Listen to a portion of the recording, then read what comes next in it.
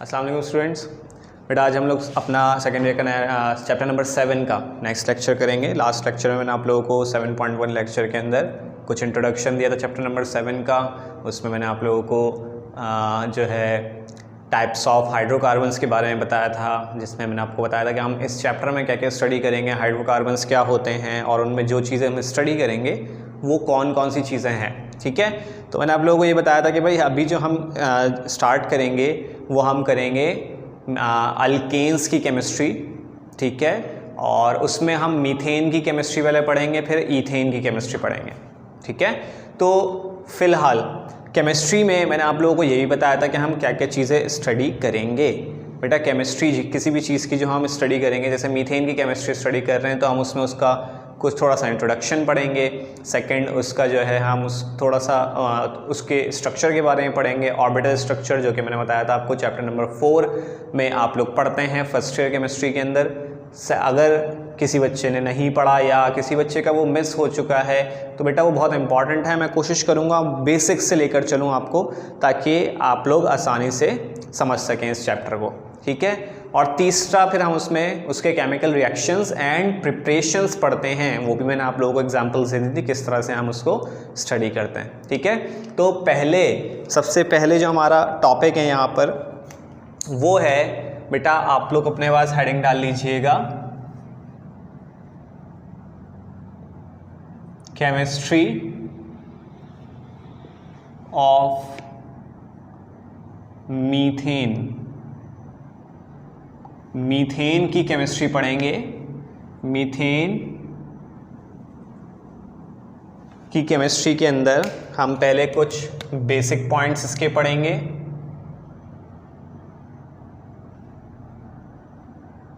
ठीक है, basic points के बाद कुछ एमसीक्यूज के लिए आप कह सकते हैं कि वो पॉइंट्स बहुत इंपॉर्टेंट हैं। उसके बाद देन फिर हम क्या पढ़ेंगे, इसमें इसके स्ट्रक्चर्स के बारे में पढ़ेंगे। ठीक है, तो बेटा मीथेन के बारे में मैं आप लोगों को कुछ पॉइंट्स बता चुका हूँ पहले भी। मीथेन सबसे पहली बात अल्केन फैमिली का फर्स्ट मेंबर है। ठीक है, मीथेन अल्केन फैमिली का क्या है, फर्स्ट मेंबर कहलाता है। जैसे ईथीन अल्कीन का क्या है, फर्स्ट मेंबर है, और इथाइन आपके पास जो है अल्काइन फैमिली का फर्स्ट मेंबर है। ठीक है, तो पहला पॉइंट बेटा यही होगा। पहला पॉइंट करके नोट कर लीजिए, एमसीक्यूज में काम आएंगे ये। ठीक है, तो पहला पॉइंट आप लोग नोट करेंगे, methane is the first member. Methane is the first member of alkane family. Methane is the first member of alkane family with molecular formula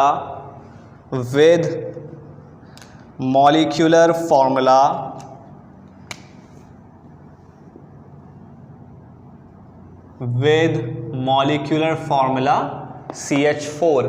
आपको पता है मीथेन का मॉलिक्यूलर फॉर्मूला क्या होता है, CH4 होता है। ठीक है, और अल्केन फैमिली का पहला मेंबर है।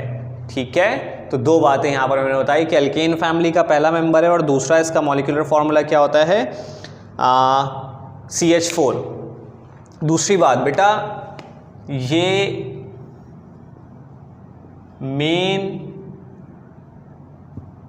कंपोनेंट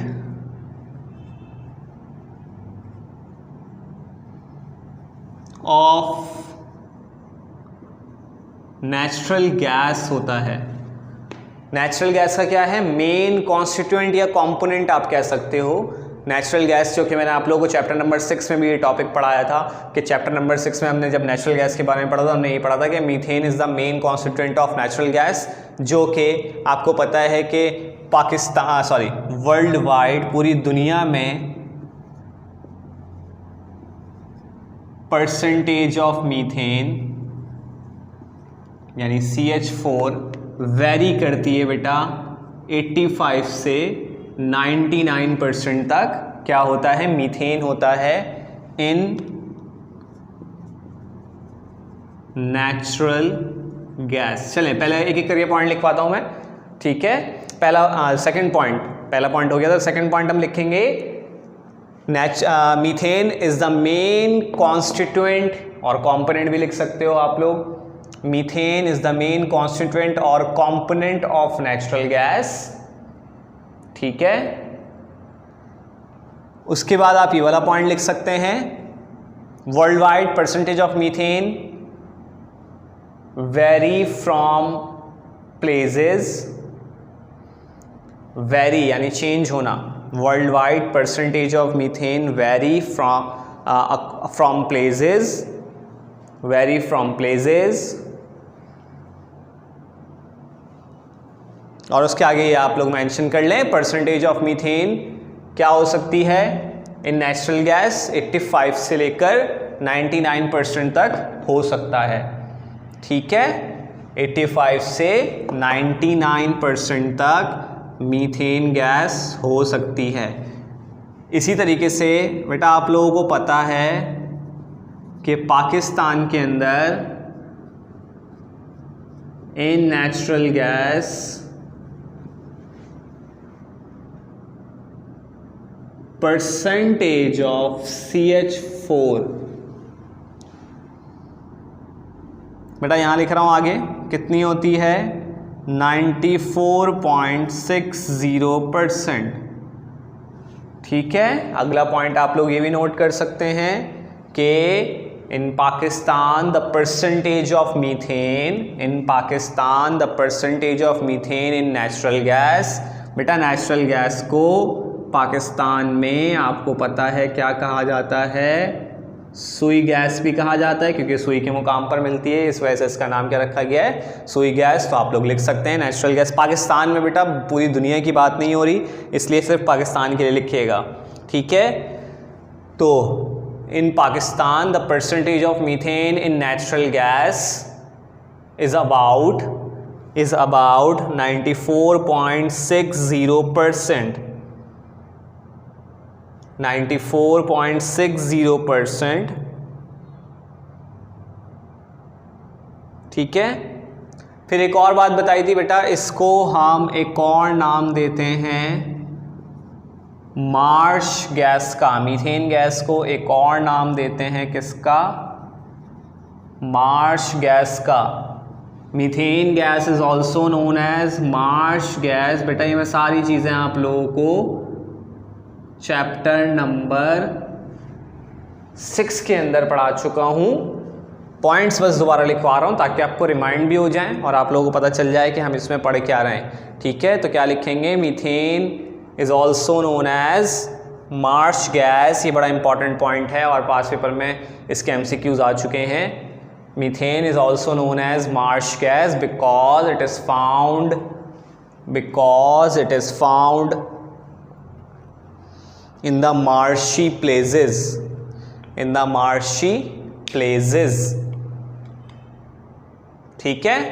तो बेटा ये हमारे पास इसके कुछ बेसिक पॉइंट्स थे मीथेन गैस के, जो कि हमें पता होने चाहिए, MCQs से रिलेटेड थे, बहुत इंपॉर्टेंट पॉइंट्स हैं, इनको ध्यान में रखिएगा। सिंपल से पॉइंट हैं। पहली बात मैंने क्या बताई, रिमाइंड करते हैं। पहली बात आपको मैंने बताई कि मीथेन आपके पास पहला मेंबर है किसका, अल्कीन फैमिली का। दूसरी बात मैंने आपको बताई कि इसका फॉर्मूला क्या होता है, CH4।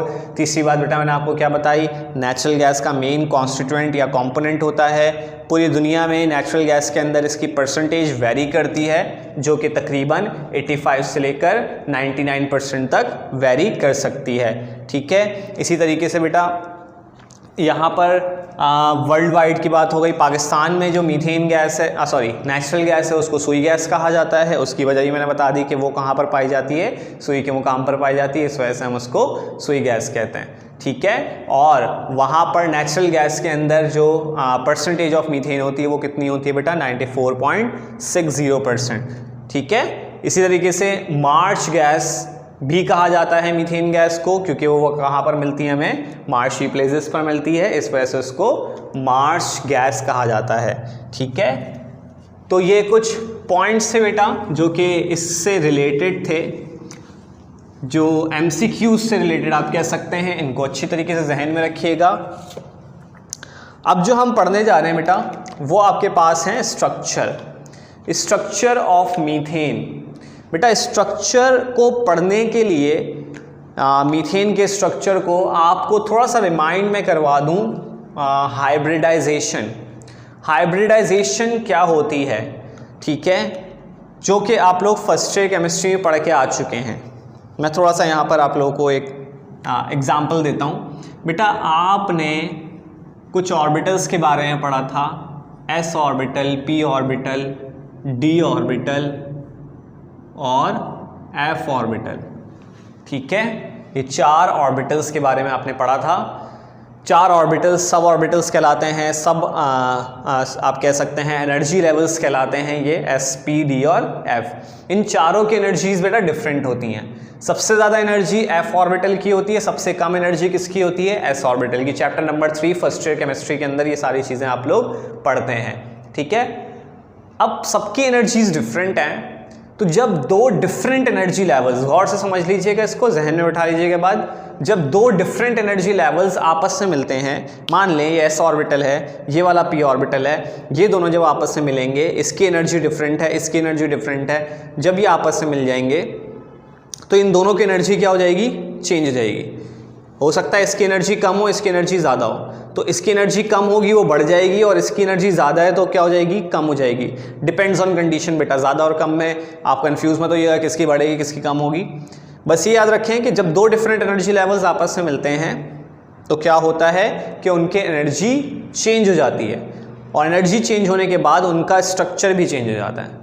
वो आपस में मिलकर क्या करते हैं, स्ट्रक्चर्स भी चेंज कर देते हैं अपना, ठीक है। जैसे s ऑर्बिटल स्फेरिकल होता है, p ऑर्बिटल कैसा होता है आपके पास, डंबल शेप का होता है, ठीक है। मैं यहाँ पर थोड़ा सा बनाया तो स्फेरिकल s तो ऐसा ही होता है। p ऑर्बिटल की अगर आप बात करें तो बेटा ये होता है इसका px डीजेनरेट जिसको हम कहते हैं। एक और होता है बेटा ये py होता है, py डीजेनरेट कहलाता है। इसी तरीके से तीसरा डीजेनरेट आपके पास कौन सा होता है, pz डीजेनरेट। तो ये 3 डीजेनरेट्स आपस में मिलकर एक p ऑर्बिटल बनाते हैं। इसमें हम इसको px, py और pz कहते हैं, ठीक है। s ऑर्बिटल का बेटा एक ही डीजेनरेट होता है, ये s ऑर्बिटल है, ये p ऑर्बिटल है, ठीक है। ये स्फेरिकल शेप होता है तो इसमें हम इतना इसको ऐसे ही दिखाते हैं, ठीक है।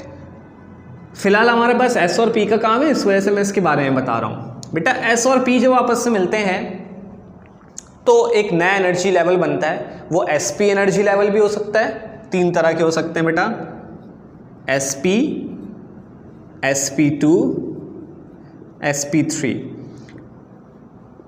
इसका मतलब क्या है कि एक s ऑर्बिटल और एक p ऑर्बिटल मिलेगा। p ऑर्बिटल एक मतलब पूरा नहीं है, एक डीजेनरेट मिलेगा। s के साथ px मिल गया, ठीक है, s के साथ py मिल जाए या s के साथ pz मिल जाए, डिपेंड्स ऑन कंडीशन के कौन सा मिल रहा है, ठीक है।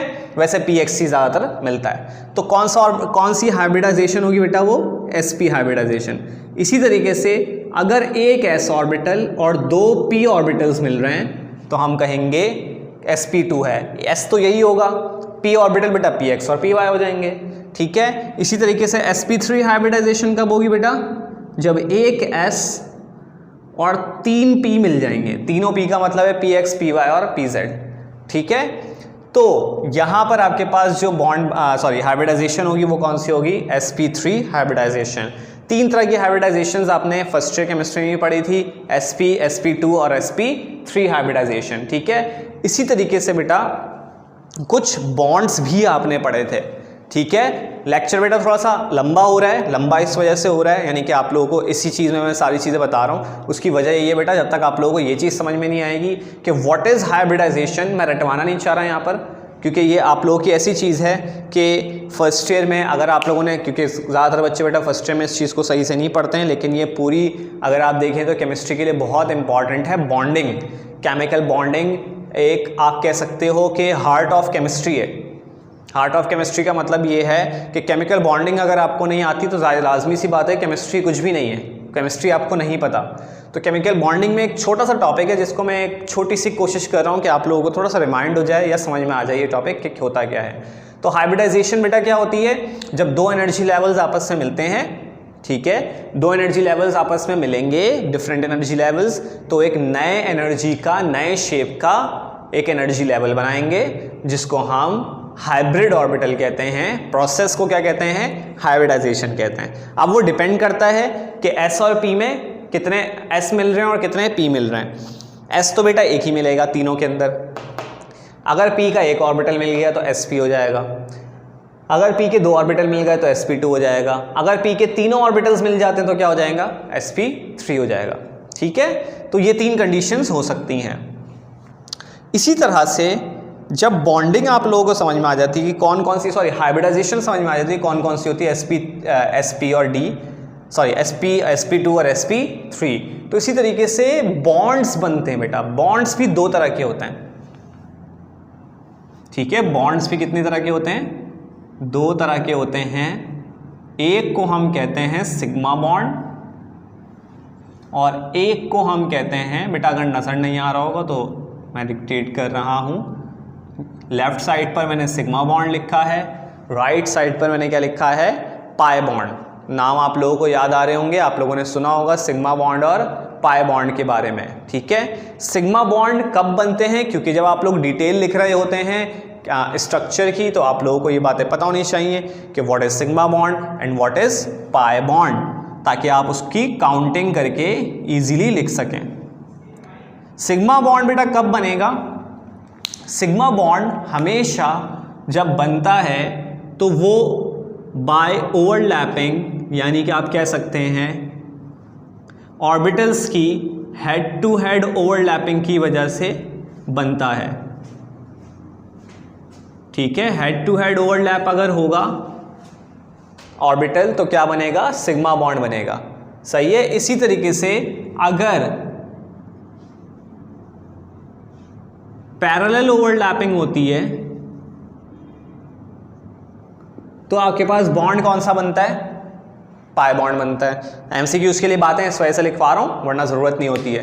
हेड टू हेड बेटा जैसे ये एक ऑर्बिटल है, ये दूसरा है, इसका हेड दूसरे वाले के हेड के साथ इस तरह से कंप्लीटली ओवरलैप हो जाएगा, तो बॉन्ड कौन सा बनेगा, सिग्मा बॉन्ड बनेगा। पाई बॉन्ड कब बनता है, जब इसका ये वाला बॉन्ड और ये वाला बॉन्ड पैरेलल आपस में ओवरलैप हो जाएं। पैरेलल इस तरह से होंगे, ठीक है, और हेड टू हेड कैसे होंगे, ये वाले होंगे। तो बेटा जब हेड टू हेड ओवरलैपिंग होती है तो कौन सा बॉन्ड बनता है, सिग्मा बॉन्ड, और जब पैरेलल ओवरलैपिंग होती है तो कौन सा बॉन्ड बनता है आपके पास, पाई बॉन्ड। ठीक है। सेकंड पॉइंट बेटा जो सिग्मा बॉन्ड के लिए आपको याद रखना है, पहला तो आ गया हेड टू हेड और पाई के लिए आ गया पैरेलल ओवरलैपिंग। सेकंड पॉइंट जो इनके लिए याद करना है वो कब बनते हैं, यानी सिग्मा बॉन्ड आप पहचानेंगे कैसे कि कब बनेंगे। जाहिर सी बात है आप लोग प्रैक्टिकली तो देख नहीं रहे, आप खुद स्ट्रक्चर बनाएंगे, वहां से पहचानेंगे कि सिग्मा बॉन्ड है या पाई बॉन्ड है। तो बेटा सिग्मा बॉन्ड जब बनता है कब बनेगा, जब s ऑर्बिटल और s ऑर्बिटल आपस में ओवरलैप होते हैं। यानी ये एक पूरा s ऑर्बिटल है, ठीक है, बॉल्स की तरह आप समझ लें कि स्फेरिकल शेप होता है, पूरा s ऑर्बिटल के साथ, यानी आप देख रहे हैं s और s की बॉन्डिंग हो रही है, तो आप क्या कहेंगे कि कौन सा बॉन्ड बन गया है, सिग्मा बॉन्ड बन गया है। या फिर s और p ऑर्बिटल, बेटा अगर s जैसे यहाँ पर है sp, यानी एक s और एक p, इसका कोई भी डिजेनरेट और इस s के साथ आपस में कंबाइन हो जाए तो हम उसको क्या कहेंगे, कौन सा बॉन्ड बन गया, सिग्मा बॉन्ड बन गया। ठीक है, s और p में कॉम्बिनेशन, और इसी तरीके से p ऑर्बिटल और p ऑर्बिटल आपस में जब ओवरलैप होते हैं तब भी क्या बनता है, सिग्मा बॉन्ड बनता है। ठीक है, p और p बोला है बेटा, डिजेनरेट नहीं बोले, ओवरलैप जब होते हैं, बल्कि इसको आप हटा दें वरना आप लोग कंफ्यूज हो जाएंगे। p ऑर्बिटल का मतलब यहाँ ये था कि पूरा ऑर्बिटल p दूसरे पूरे के साथ आपस में ओवरलैप हो जाए, लेकिन आपके कोर्स का हिस्सा नहीं है, इस वजह से मैंने इसको हटा दिया। ठीक है, अभी आप लोगों ने दो चीज़ें याद करनी है, s और s का कॉम्बिनेशन, s और p का कॉम्बिनेशन। ठीक है, इसी तरीके से पाई बॉन्ड कब बनते हैं, पाई बॉन्ड बेटा डीजेनरेट्स के ओवरलैपिंग की वजह से होती है। जैसे ये py है ना, py दूसरे वाले के py से, एक और भी तो p ऑर्बिटल होगा, दूसरे वाले के py से मिल जाए, ठीक है, बनेगा। तो आप लोगों से बताऊंगा जब हम लोग स्ट्रक्चर पढ़ेंगे इथीन और इथाइन का, तो आप लोगों को क्लियर होगा कि व्हाट इज पाई बॉन्ड, आसानी से समझ में आ जाएगा। फिलहाल बस मैं यहाँ पर आपको लिखवा रहा हूँ, आप लोग इसको याद करें बेटा। px और px आपस में ओवरलैप हो जाएं पैरेलल, अभी मैं करके दिखाता हूँ आपको। इसी तरीके से py और py ओवरलैप हो जाएं, और इसी तरीके से pz और pz ओवरलैप हो जाएं। तो बेटा ये कॉम्बिनेशन जब होता है, जैसे फॉर एग्जांपल मान लेते हैं ये रहा py एक का, दूसरे वाले का भी py, दोनों के py ऑर्बिटल आपस में इस तरह से ओवरलैप हो जाए, तो इनके दरमियान जो बॉन्ड बनेगा वो कौन सा होगा? पाई बॉन्ड होगा। एक का px है, दूसरे का भी px है, ये जाकर इस तरह से ओवरलैप हो जाते हैं, ठीक है। x और x आपस में हो गए, तो ये कौन सा बन गया? यहाँ पर भी पाई बॉन्ड बन गया। इसी तरीके से pz बेटा इस तरह से होगा, आपको पता है z एक्सिस इस तरह से मानते हैं, z एक्सिस ये है, दूसरे का ये, दोनों जाकर ओवरलैप हो जाएं, तो यहाँ पर भी क्या कहलाएगा? ये पाई बॉन्ड कहलाएगा, ठीक है। तो पाई बॉन्ड और सिग्मा बॉन्ड के लिए आपने ये कुछ 3-3, 4-4 बातें आप लोगों ने याद करनी है, ठीक है, जो कि आपके MCQs के लिए बहुत इंपॉर्टेंट है। MCQs के अंदर ये पॉइंट्स आपसे पूछ सकते हैं, तो आप इसको ध्यान में रखें। पूरी बात को मैं दोबारा से रिपीट कर रहा हूँ एक बार, ताकि आप लोगों को सारी चीज़ें क्लियर हो जाएं। पहली बात मैंने क्या बताई आपको कि बेटा डिफरेंट एनर्जी लेवल्स होते हैं SPDF, जो कि आप फर्स्ट ईयर में पढ़ चुके हैं, ठीक है। जब इन ऑर्बिटल्स का आपस में कम्बिनेशन होता है तो जाहिर सी बात है सबके डिफरेंट एनर्जी लेवल्स होते हैं, तो सारे के सारे क्या करते हैं? आपस में ओवरलैप होकर एक डिफरेंट एनर्जी का आप कह सकते हैं ऑर्बिटल बनाते हैं। उस ऑर्बिटल को बेटा हाइब्रिड ऑर्बिटल कहते हैं। हाइब्रिड क्यों कहते हैं? क्योंकि more than one energies involve होती हैं। हाइब्रिड क्यों कहते हैं भाई? क्योंकि मोर देन वन एनर्जीज उसके अंदर इन्वॉल्व होती हैं। तो हाइब्रिड ऑर्बिटल जो बनता है, इस प्रोसेस को हम क्या कहते हैं? हाइब्रिडाइजेशन कहते हैं, ठीक है। इसी तरीके से हाइब्रिडाइजेशन बेटा आपके कोर्स में कितनी तरह की हैं? 3 तरह की पढ़नी है। कौन कौन सी हैं? जब एक s एक p के डीजेनरेट से, s ऑर्बिटल एक p के डीजेनरेट से आपस में कंबाइन होगा तो हाइब्रिडाइजेशन कौन सी कहलाएगी? sp hybridisation. इसी तरीके से एक s 2p के साथ कंबाइन होगा, 2p के डीजेनरेट से कंबाइन होगा तो उसको क्या कहेंगे हम?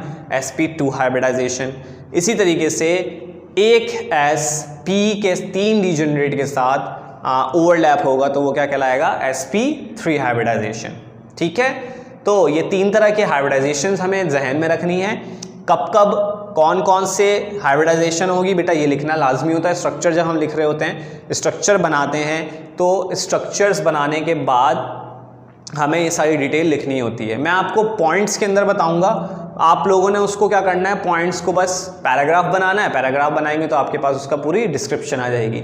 अगर किसी से मसला हो रहा हो, किसी को समझ में नहीं आ रहा हो कैसे बनाना है, तो बेटा नोट्स आप लोगों को प्रोवाइड कर दिए गए, वहाँ से आप लोग उसको याद कर सकते हैं। स्ट्रक्चर्स बेटा कुछ नोट्स के अंदर मौजूद हैं, कुछ नहीं हैं, ठीक है। तो स्ट्रक्चर्स जो मैं आपको बोर्ड पर सिखाऊंगा आप लोगों ने वही बनाने हैं, ठीक है। जितने भी सिखाऊं, जो जो चीज़ें जिसके, जैसे मीथेन के स्ट्रक्चर्स 2 होंगे, इथेन के भी ऐसे ही होंगे, ठीक है, और इथीन और इथाइन के भी होंगे। तो जो स्ट्रक्चर्स मैं आपको बोर्ड पर बनवाऊंगा आप लोगों ने वही बनाने हैं, ठीक है।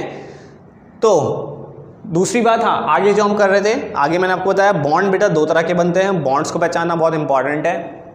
बॉन्ड कौन कौन से होते हैं? एक सिग्मा बॉन्ड होता है और एक पाई बॉन्ड होता है। सिग्मा बॉन्ड कब बनता है बेटा? जब ऑर्बिटल्स की हेड टू हेड ओवरलैपिंग होती है, ठीक है। इसी तरीके से पाई बॉन्ड कब बनता है बेटा? जब दोनों बॉन्ड जो ऑर्बिटल्स हैं उनके कैसी ओवरलैपिंग होती है? पैरेलल ओवरलैपिंग होती है। तो बेटा पैरेलल ओवरलैपिंग में आप जो देखते हैं वो किस तरह से होगी बेटा? 2 ऑर्बिटल्स आपस में, जैसे यहाँ पर मैं दोबारा रिपीट कर देता हूँ, मान लेते हैं एक का ये 2 हैं, अलग अलग हैं, ये py है, इसका भी कौन सा है? py। ये आपस में इस तरह से जाके ओवरलैप हो जाता है, ठीक है। ये पैरेलल ओवरलैपिंग होती है। हेड टू हेड अगर देखें बेटा, ये s ऑर्बिटल है और इसके साथ आकर p ऑर्बिटल ऐसे कंबाइन हो जाए, तो ये वाली जो ओवरलैपिंग है यहाँ पर, ये कौन सी है? ये सिग्मा कहलाएगी, और ये वाला जो है बेटा ये पाई बॉन्ड कहलाएगा। लेकिन ये पाई बॉन्ड बेटा एक कहलाता है, 2 नहीं समझेगा। शो इस तरह से करते हैं क्योंकि डंबल शेप होता है। यहाँ पर सिग्मा बॉन्ड भी कितने हैं? 1 है, तो इसको ध्यान में रखिएगा। फिर सिग्मा बॉन्ड बेटा कब बनते हैं? जब s और p कंबाइन होता है। s ऑर्बिटल p के किसी भी डीजेनरेट के साथ कंबाइन हो जाए तो आप कहेंगे कौन सा बॉन्ड है? सिग्मा बॉन्ड है। इसी तरीके से जब s कंबाइन होता है S के साथ आपस में 2 S कंबाइन हो जाएं तब भी कौन सा बॉन्ड बनेगा, सिग्मा बॉन्ड बनेगा। ठीक है, पाई बॉन्ड के लिए क्या बातें बताई, PX आपस में कंबाइन हो जाएं, PY आपस में कंबाइन हो जाएं, या PZ आपस में कंबाइन हो जाएं, तो वो भी बॉन्ड आपके पास कौन सा बनता है, पाई बॉन्ड बनता है। ठीक है, यानी डीजेनरेट्स की ओवरलैपिंग की वजह से कौन सा बॉन्ड बनेगा बेटा, पाई बॉन्ड बनेगा। ठीक है, तो ये कुछ बातें जो मैंने आपको बताई हैं बेटा, ये हाइब्रिडाइजेशन से रिलेटेड है। इसको बहुत अच्छे से जहन में रखिए ताकि हम आगे क्या कर सकें, इसके स्ट्रक्चर्स को आसानी से पढ़ सकें। ठीक है, चलें अब हम आगे इसको कंटिन्यू करते हैं। अब हम पढ़ेंगे बेटा इसके स्ट्रक्चर के बारे में।